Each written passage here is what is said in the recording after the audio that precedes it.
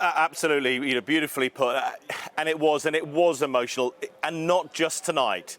The entire journey that Andy Murray, along with his doubles partner Dan Evans, who has really been, a pivotal part, crucial part of this journey here at the Olympics. It has been passionate, it's been emotional, it's been up and down, it's been all over the place. But it's been enjoyable. It's been very, very tight and tense. Even tonight, yes, they've lost in straight sets, 6-2, 6-4. There was one game in there which I don't think I have enough fingers on my hands to work out how many break points they had against the American pair to get at least one break back. It went on and on and on. They were just fighting.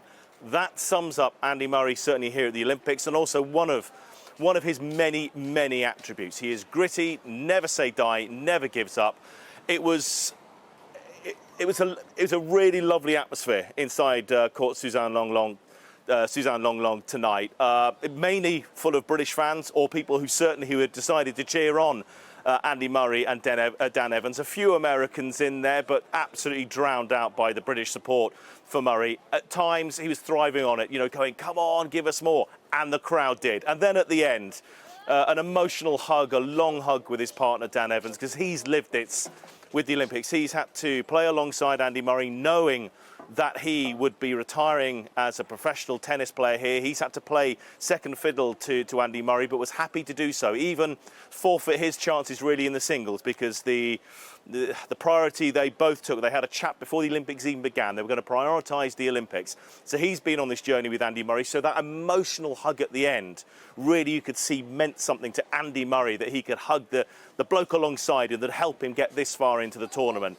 Then it was arms raised to the crowd, and then you could see the tears. He said early last week when we spoke with him, that he was now at peace with his decision about coming to an end with his playing career. He was at peace with that decision. He didn't quite know earlier in the year exactly how he would do that. I think we got that sense after Wimbledon, where he really made the fact that playing tennis was so much part of his life, he didn't want to give it up.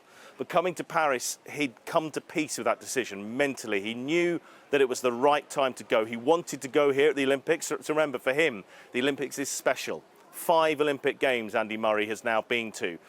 He's got 2 gold medals. No other male singles player has done that. Andy Murray has at the London Games in 2012 and 4 years later in Rio.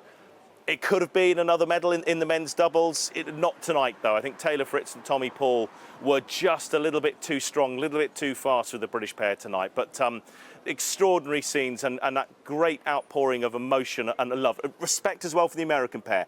They'd won the match and they're going through to the semi-finals, yet they just stood back and let Andy Murray take the limelight, taking the adoration from the crowd. And as I say then, he still continued to sign autographs. I was watching him down there thinking, blimey, you're crying your eyes out, but yet you're still signing autographs. So he's a true gent and a real, as you say, a sporting great for Team GB in the Olympic sense, but also for Britain as well. You've run through his career stats.